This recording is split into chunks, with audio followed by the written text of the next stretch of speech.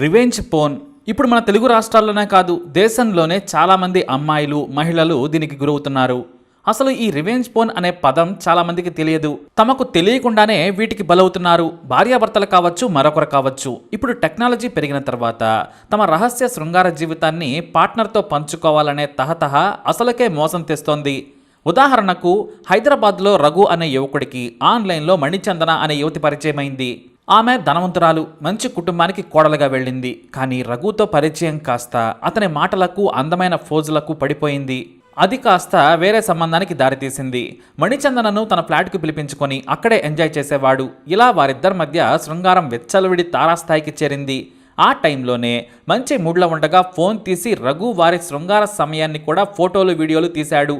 నేనెవరికీ చూపించను, మనం చూసుకోవడం కోసమే ఇవి అని చెప్పాడు. ఆమె కూడా సిగ్గుపడుతూ వద్దంటూనే వీడియోలకి, ఫోటోలకి ఫోజులిచ్చింది. అంతెందుకు దూరంగా కెమెరా పెట్టి ఏకంగా శృంగారాన్ని కూడా రికార్డ్ చేసుకున్నారు. ఆ తర్వాత చూసుకుని నవ్వుకున్నారు. ఇలా పదుల సార్లు రఘు తన ప్రియురాలి నగ్న వీడియోలు, ఫోటోలు తీశాడు. కానీ ఆ తర్వాత ఆమె భర్తకు అనుమానం రావడంతో రఘుకు దూరమయ్యింది. ఆ సమయంలోనే రఘు తనలోని మరో యాంగిల్ను బయటపెట్టాడు. నీ ఫోటోలు, వీడియోలు నా దగ్గర ఉన్నాయి. మనిద్దరం శృంగారం చేసుకున్న వీడియోలు కూడా ఉన్నాయి. నాకు ₹1,00,000 ఇస్తే వాటిని డిలీట్ చేస్తాను, లేదంటే సైట్లో పెడతాను, ఆన్లైన్లో బూత్ సైట్స్లో అప్లోడ్ చేస్తాను అని బెదిరించాడు. దీంతో తన పరువు పోవడంతో పాటు భర్త కూడా విడాకులిస్తాడు. ఇక ఆత్మహత్య శరణమవుతుందని భయపడి 1,00,000 ఇచ్చింది. కానీ మరో 1,00,000 కావాలని డిమాండ్ చేశాడు. చివరకు చావే మార్గం అనుకుని భయపడింది. రఘుని బ్రతిమలాడింది. అయినా సరే ఆ దుర్మార్గుడు వదిలిపెట్టలేదు.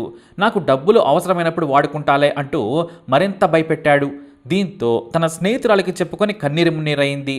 ఆ సమయంలోనే ఆమె స్నేహితురాలు ఇచ్చిన సలహా మణిచందనను బ్రతికించింది. హైదరాబాద్లో సైబర్ పోలీసులకు తన స్నేహితురాలి తరపున ఫిర్యాదు చేసింది. సైబర్ టీం రంగంలోకి దిగి ఆ దుర్మార్గుడిని అరెస్టు చేసింది. అంతేకాదు ఆమె ప్రైవేట్ ఫోటోలను డిలీట్ చేసి ఓ జీవితాన్ని కాపాడారు. ఈ ఘటనలో బాధితురాలి పేరు మార్చి మీకు కథ చెప్పాం. కానీ మీకు కడప జిల్లా ప్రొద్దుటూరుకు చెందిన ప్రసన్న కుమార్ గురించి వినే ఉంటారు. బీటెక్ ఫస్ట్ ఇయర్లోనే చదువు వదిలేసిన ఈ దుర్మార్గుడు ఏకంగా 300 మంది యువతల న్యూడ్ వీడియోలు, ఫోటోలను సేకరించి బ్లాక్మెయిల్ చేశాడు. ఇతని బ్లాక్మెయిల్ తాళలేక ఓ యువతి పోలీసులకు ఫిర్యాదు చేయడంతో పోలీసులే షాక్ అయ్యే వీడియోలు ప్రసన్న కుమార్ ఫోన్లో దొరికాయి. దాదాపు 300 మంది యువతలను ముగ్గులోకి దించాడు. మొదట ఆన్లైన్ శృంగారం పేరుతో తాను కూడా బట్టలు విప్పి తన గర్ల్ ఫ్రెండ్స్ను కూడా బట్టలు విప్పమనేవాడు. వాటిని రికార్డ్ చేసి బ్లాక్మెయిల్కు దిగేవాడు. అతన్ని తిరుపతి పోలీసులు అరెస్ట్ చేసి జైలుకు పంపారు. ఇలా రహస్యంగా 4 గోడల మధ్య చేసుకోవాల్సిన దాన్ని ఫోన్లోకి ఫోటోలు, వీడియోల రూపంలో దాచుకొని తీసుకుంటే అవి కాస్త దుర్మార్గుల చేతికి చిక్కితే ఆన్లైన్ బూత్ సైట్స్లోకి వెళతాయి. ఇలా తమ సమ్మతి లేకుండానే బూత్ సైట్స్లోకి వెళ్లే వీడియోలు, నగ్న వీడియోలను బూత్ ఆన్లైన్ వెబ్సైట్స్లో పెడితే రివెంజ్ పోన్ అంటారు. చాలా వరకు బూత్ సైట్స్లో సరదాగా ఇష్టపడి తీసుకున్న వీడియోలే కొంతమంది అప్లోడ్ చేస్తారు.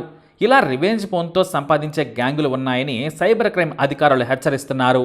సరదా కోసం అలాంటి వీడియోలను, ఆ మధుర క్షణాలను భద్రపరచుకోవాలి అనుకుంటారు. కానీ నమ్మిన వారే మనకు తెలియకుండా ఆన్లైన్లో అప్లోడ్ చేస్తారు. ఇలాంటి రివెంజ్ పోన్ గురించి జాగ్రత్తగా ఉండాలంటారు సైబర్ క్రైమ్ నిపుణులు. అసలు తెలుగు రాష్ట్రాలు అనే కాదు, యావత్ దేశంలోనే ఇలాంటి నేరాలు పెరిగాయి. ఇంకొంతమంది వేరే ప్రాంతాలకు వెళ్ళినప్పుడు సాధారణ లాడ్జ్లలో గదులు తీసుకున్న సమయంలో శృంగారం చేసుకుంటే రహస్య కెమెరాలు పెట్టి మరీ రికార్డ్ చేసి వాటిని ఆన్లైన్ సైట్స్లో పెట్టే నీచులు కూడా ఉంటారు. కాబట్టి అన్ని రకాలుగా జాగ్రత్తగా ఉండాలి అంటారు పోలీసులు. అయితే కొన్నిసార్లు మీ పార్ట్నర్ మంచి వ్యక్తే కావచ్చు, కానీ తమ క్లోజ్ ఫ్రెండ్స్తో సరదాగా వాటిని వాట్సాప్లలో కానీ ఇతర షేరింగ్ యాప్స్ ద్వారా పంచుకుంటే అవి ఒకరి నుంచి మరొకరికి చేరుతాయి. చివరకు సైట్స్లోకి అప్లోడ్ అవుతూ ఉంటాయి. కాబట్టి ఈ రివెంజ్ పోన్ గురించి కాస్త అలర్ట్గా ఉండాలి. అయితే ఇక్కడ రివెంజ్ పోన్ అనే పదం కాకుండా వేరే చట్టపరమైన లీగల్ వర్డ్స్ వాడాలని నిపుణులు సూచిస్తున్నారు. పోన్ అంటే ఇద్దరు భాగస్వామ్యుల మధ్య జరిగే శృంగారం. అయితే ఇక్కడ సమ్మతంగా జరిగిన తర్వాత మరొక వ్యక్తి అనుమతి లేకుండా సైట్స్లో అప్లోడ్ చేసి పరువు తీస్తే రివెంజ్ పోన్ ఎలా అవుతుందని అనేవాళ్ళు ఉన్నారు. కానీ ప్రస్తుతం మాత్రం వాడాల్సింది ఈ పదమే. అసలు ఇలాంటి దుర్మార్గులకు శిక్ష పడేందుకు ఈ రివెంజ్ పోన్ చట్టాలు ఉన్నాయా అంటే లేవనే చెప్పాలి. సైబర్ క్రైమ్ చట్టాల కింద కేసులు పెట్టి నిందితులకు శిక్ష పడేలా చేస్తున్నారు పోలీసులు. ఇక కొంతమంది ఏకంగా ఫోన్లలో మెయిల్స్ను హ్యాక్ చేసి వాటిని సంపాదించి బూత్ సైట్స్లో అప్లోడ్ చేస్తున్నారు.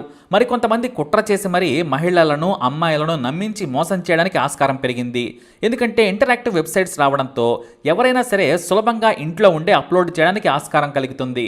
ఇక కేవలం కరోనా టైం తర్వాత ఇలాంటి కేసులు దాదాపు 50% పెరిగాయి. మరి ఇలాంటి వాటికి దూరంగా ఉండాలంటే ఏం చేయాలి?